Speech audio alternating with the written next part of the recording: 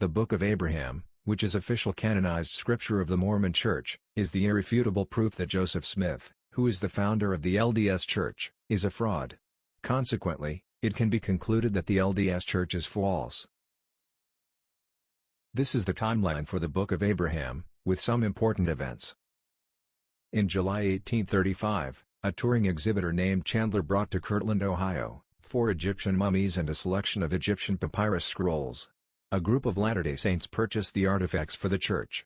After Joseph Smith examined the papyri and commenced the translation of some of the characters or hieroglyphics, Joseph Smith claimed that one of the rolls contained the writings of Abraham.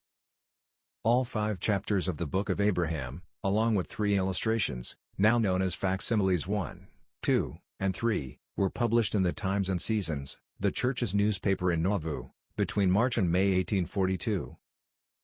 The Book of Abraham was canonized in 1880 by the LDS Church, as part of its Pearl of Great Price. The Book of Abraham papyri were thought to have been lost in the 1871 Great Chicago Fire. However, in 1966, several fragments of the papyri were found in the archives of the Metropolitan Museum of Art in New York, and in the LDS Church archives. In November 1967, the Metropolitan Museum of Art in New York returns 11 papyrus fragments to the LDS Church. In January and February of 1968, sepia-tone photographs of the fragments were published in the official LDS magazine, The Improvement Era. In 2013, the LDS Church published an official statement about the translation and historicity of the Book of Abraham, as a Gospel Topics essay, on the LDS website. Important remark: do not waste your time looking into what LDS apologists have to say, because most of them are employed by BYU, and cannot criticize the LDS Church. The main objective of Mormon apologists funded by the LDS Church is to defend the Church. So, to prove our point, we will only use LDS scriptures and LDS-approved sources. Listen to how Mormon apologist Kerry Mullerstein, a BYU professor in ancient scripture, admits that he starts with the assumption that the Book of Abraham is true, and then tries to fit any evidence he finds into that paradigm.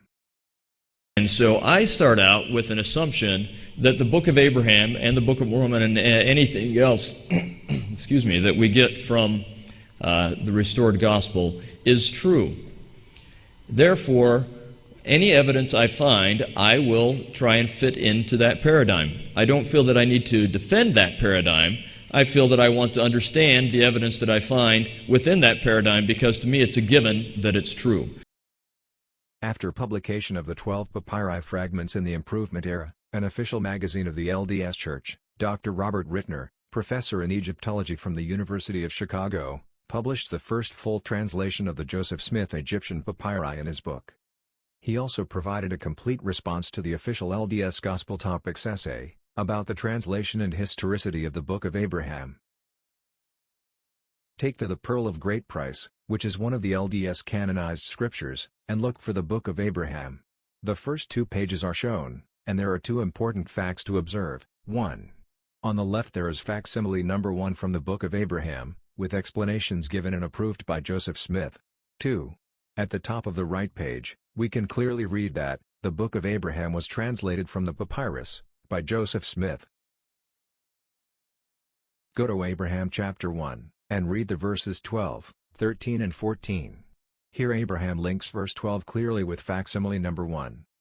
Abraham said, "I will refer you to the representation at the commencement of this record," and in verse 14 he states, "which manner of figures is called by the Chaldeans relinos, which signifies hieroglyphics." In other words, the Book of Abraham itself states that facsimile 1 was placed at the beginning of the record, so that the reader could easily refer to it.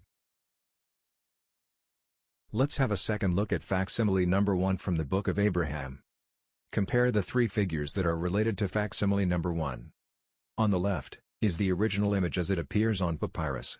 It was not a complete illustration, with the rather obvious lacuna, gap, in the center. The middle picture is what Joseph Smith made from it, and published as facsimile number 1 in the Book of Abraham. And the right is how the complete illustration should have looked like according to Egyptologists. According to Dr. Robert Ritner, an expert in Egyptology, Joseph Smith wrongly restored a scene of Anubis tending Osiris on a funerary bier. After the Metropolitan Museum of Art in New York returned the Book of Abraham papyri, The LDS Church published 12 fragments in the official LDS magazine, called the Improvement Era. Colored photographs of the Egyptian papyri can be found on page 40, of volume 71, number 2, dated February 1968.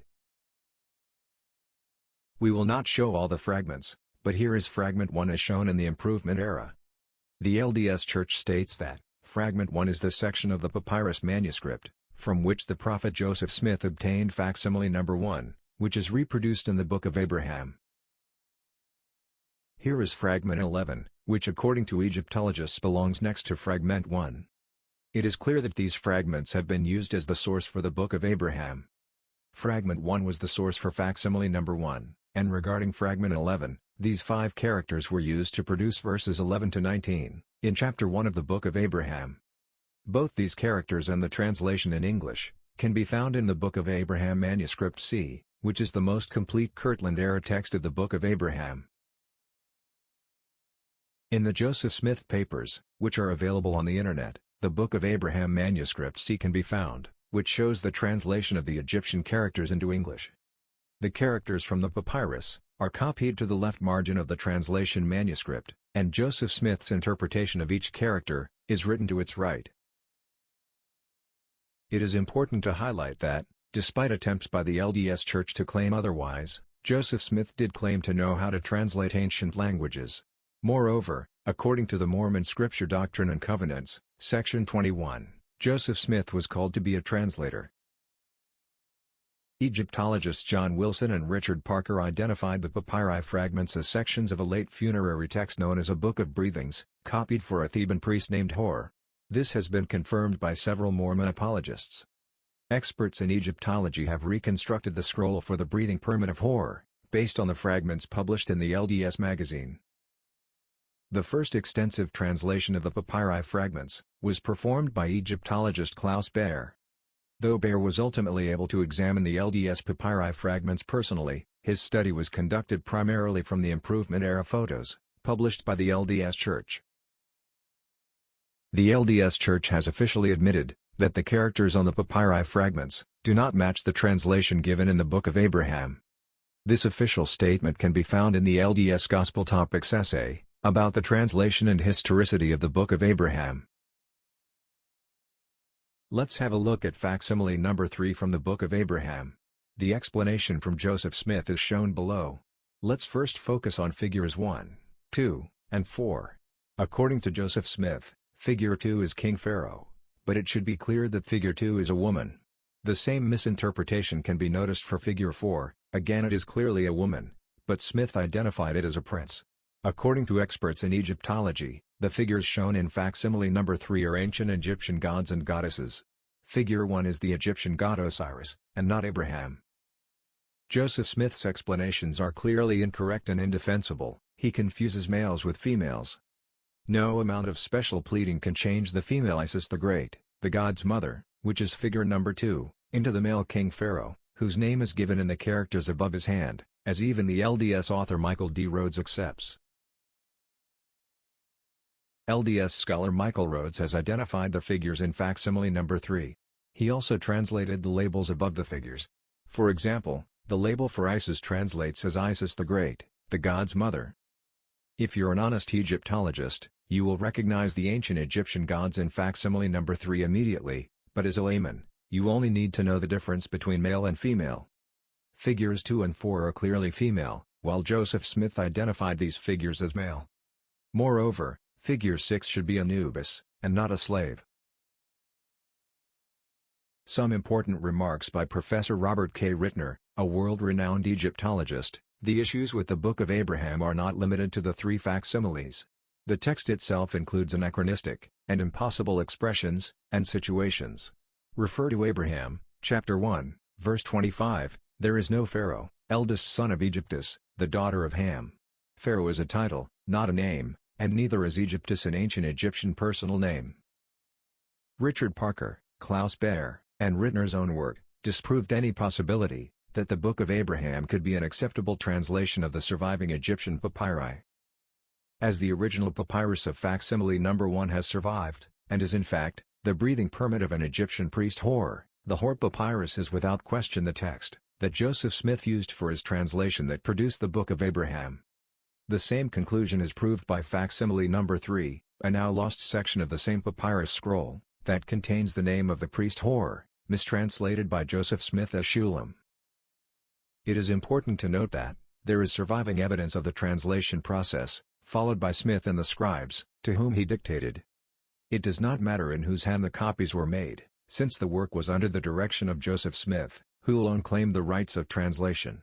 Recall that the book was translated from the papyrus, by Joseph Smith, not Cowdery or Phelps. Again, in contrast to the new LDS statement in the Gospel Topics Essays, it is not true that no eyewitness account of the translation survives. Smith's secretary Warren Parrish wrote in an 1838 letter in the Painesville Republican, "I have set by his side and penned down the Egyptian hieroglyphics, as he claimed to receive it by direct inspiration from heaven." There are surviving manuscript pages of the evolving text of the Book of Abraham. These pages, unmentioned in this new 2013 LDS Church posting, were published in 1966, in microfilm reproductions, and in transcription by Gerald Tanner. It is not surprising that Joseph Smith's translation of just a few Egyptian characters could become a lengthy narrative. Before the 1822 decipherment of hieroglyphs, by Jean-François Champollion in France, it had been wrongly assumed that the Egyptian writing system was purely symbolic, not phonetic.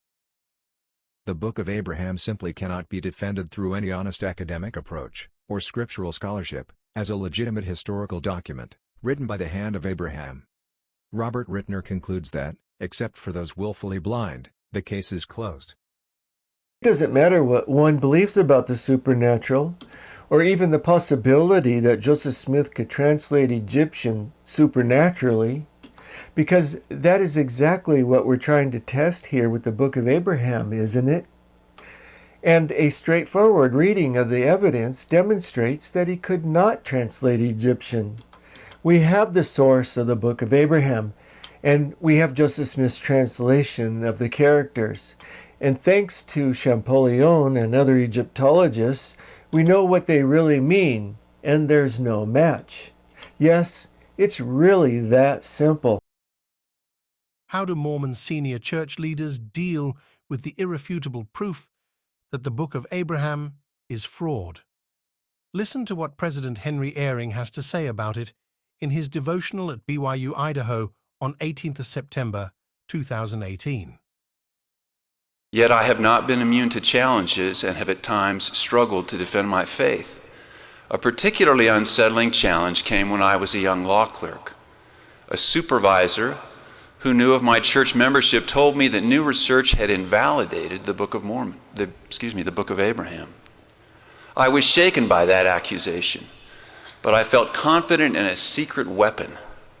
My father had recently been called as a general authority, and I was sure that he would have arguments to counter those I faced at work. It was in such a state of confidence that I called my father on the phone. I described my situation and eagerly awaited his answer. I was sure that he would refute the accusations about the Book of Abraham. But his answer surprised me. He simply asked, "Have you read the Book of Abraham?" "Yes," I replied. He asked, "How did you feel? How do you feel when you read it?" "Good," I admitted. "What else do you need to know?" he asked. Shown below is the opening vignette of the breathing permit of Hor, which was used by Joseph Smith to produce facsimile number 1 in the Book of Abraham. To conclude, let's summarize the evidence. We have the source of the Book of Abraham. It is the breathing permit of Hor. Surviving papyri fragments were published by the LDS in their official magazine, The Improvement Era.